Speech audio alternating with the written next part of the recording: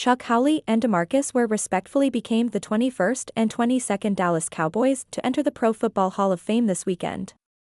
That number, based on the primary team each player spent his career with, moves the Cowboys out of a tie with the Washington Commanders and Las Vegas Raiders for most Hall of Famers by team.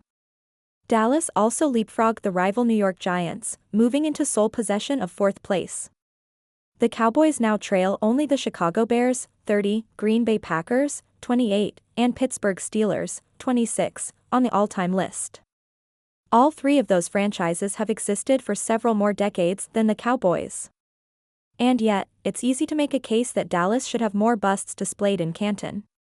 Here are 13 Cowboys who could be considered for enshrinement in 2024. Leroy Jordan, LB, 1963-76. There is arguably not a more deserving former Cowboy more deserving of enshrinement in Canton than Jordan.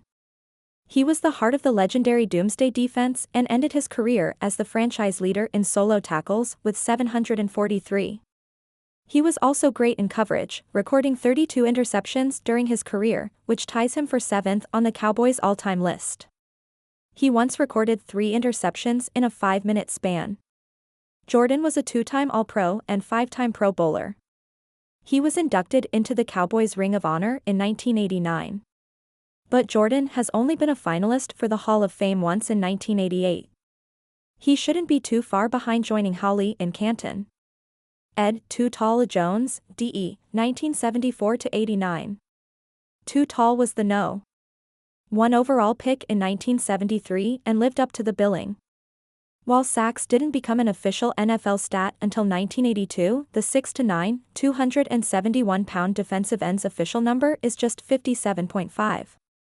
However, the Cowboys credit him with 106, placing him 4th all-time in the franchise's history behind DeMarcus Ware, Harvey Martin, and Randy White.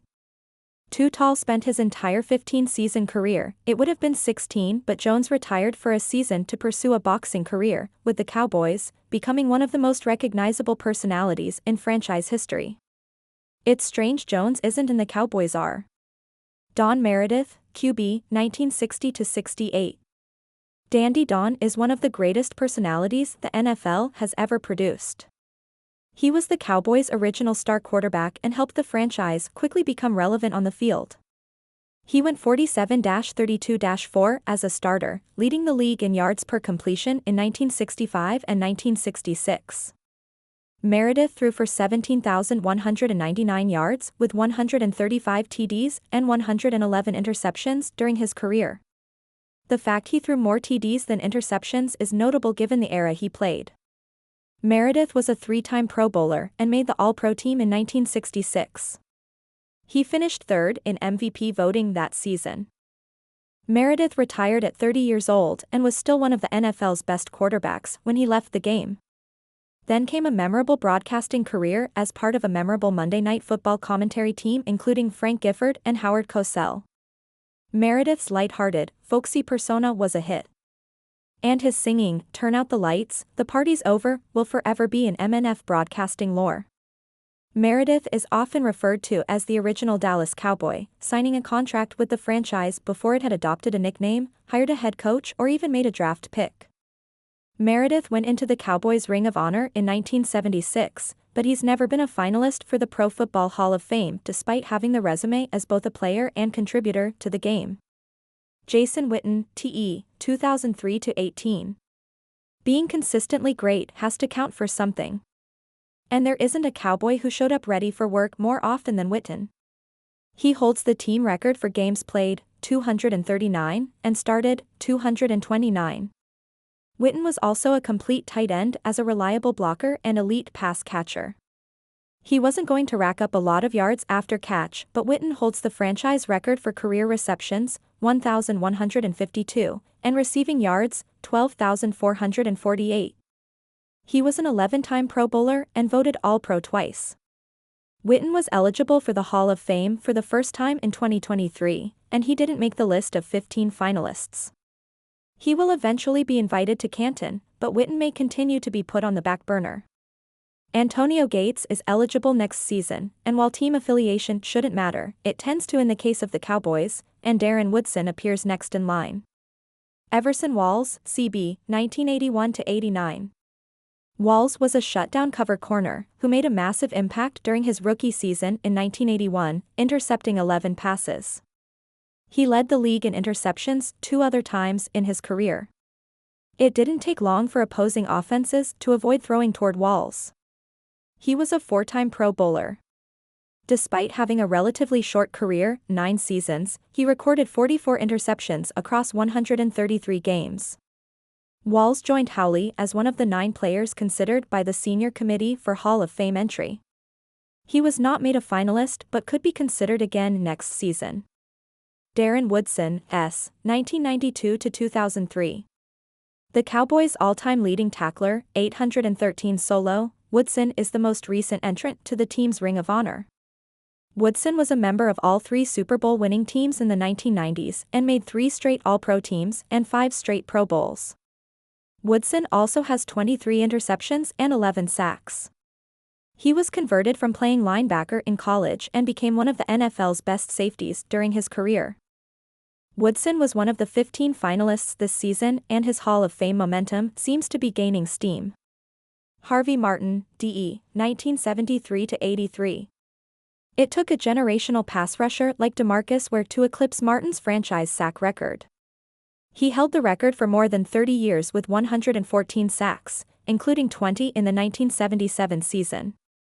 He was named NFL Defensive Player of the Year and a first-team All-Pro for that season. Martin was voted to 4 Pro Bowls and named All-Pro 4 times. Playing 11 seasons with the Cowboys, Martin registered at least 7.5 sacks every year but one. Martin would be a worthy addition to the Cowboys' Ring of Honor and the Pro Football Hall of Fame. Cornell Green, CB, 1962-74. One of legendary scout Gil Brandt's greatest discoveries, Green didn't play football until he reached the NFL. He was a basketball star in college. He became a 5-time Pro Bowler and 3-time All-Pro, recording 34 career interceptions in 182 games played. He never missed a game in 13 seasons. He's in the Utah Basketball Hall of Fame and deserves consideration for the Pro Football Hall of Fame as well. Green has never been a finalist and will need a member of the Senior Committee to take up his case. Tony Romo, QB, 2004-16. Romo is the most polarizing player in franchise history. Fans either love him or hate him. But the fact is he has a Hall of Fame resume in every aspect but one, postseason success. Romo is one of the greatest undrafted free agent signings in NFL history and holds almost every Cowboys career passing record, including yards, 34,183, touchdowns, 248, fourth-quarter comebacks, 24, and game-winning drives, 29. Romo ranks 11th all-time with a 97.1 career passer rating, a mark better than any other quarterback currently in the Hall of Fame. But Romo is yet to appear on a list of finalists for induction. Like it or not, quarterbacks are judged by Super Bowl wins. And Romo never came close to leading the Cowboys to the big game. Jerry Jones will eventually induct Romo into the Ring of Honor, but Canton may never come calling. Ralph Neely, OT, 1965-77. Neely became the Cowboys' starting right tackle immediately after being drafted in 1965. He was named to the NFL's All-Rookie team. He became a 3-time All-Pro and 2-time Pro Bowler at the position. He shifted to left tackle in 1970 and manned the position for the rest of his career. It's hard to make Hall of Fame cases for offensive linemen, but playing such a vital position for one of the league's great dynasties deserves more consideration. Neely was elected to the 1960s All-Decade Team, spending his entire career of 172 games with the Cowboys. Neely has never been a finalist for the Hall and would have to be brought up by the Senior Committee. Nate Newton, OG, 1986-98. The Cowboys had one of the greatest offensive lines of all time during the 1990s. Yet only one player off that line, Larry Allen, is in the Hall of Fame. That group deserves better representation. Unlike Allen, Newton was on all 3 Super Bowl champions and endured the lean years of the late 1980s before Jerry Jones purchased the franchise. Newton made 6 Pro Bowls, including 5 straight, and 2 All-Pro teams. He played in 198 games, including 180 as a starter. Newton has had some rough moments off the field, including drug-related arrests, but he's cleaned up his image and is a valued analyst on Dallas ESPN affiliate. Newton has never been a finalist for the Hall of Fame, but someone needs to bring up his name. George Andre, D.E., 1962-72. Andre ranks as one of the most underrated players in franchise history. He recorded at least 10 sacks in 6 straight seasons, including a league-best 18.5 in 1966. He made 5 straight Pro Bowls and was voted second-team All-Pro in 1967. Andre finished his career with 98.5 sacks, ranking him 5th in franchise history. He was noted for having his best performances in big games. He's yet another player worthy of being considered for the Ring of Honor and Hall of Fame. Charlie Waters, S., 1970-81. The back end of the Doomsday defense was special. Waters teamed with Cliff Harris to give the Cowboys one of the best safety duos in the NFL. Harris has earned more acclaim after his stellar career, but Waters deserves more love than he's received. In 12 seasons for the Cowboys, Waters had 41 career interceptions and appeared in 25 playoff games. He was a 2-time All-Pro in 1977 and 1978 and 3-time Pro Bowler. Harris is in the Ring of Honor and was the Senior Committee's 2020 selection for Hall of Fame induction.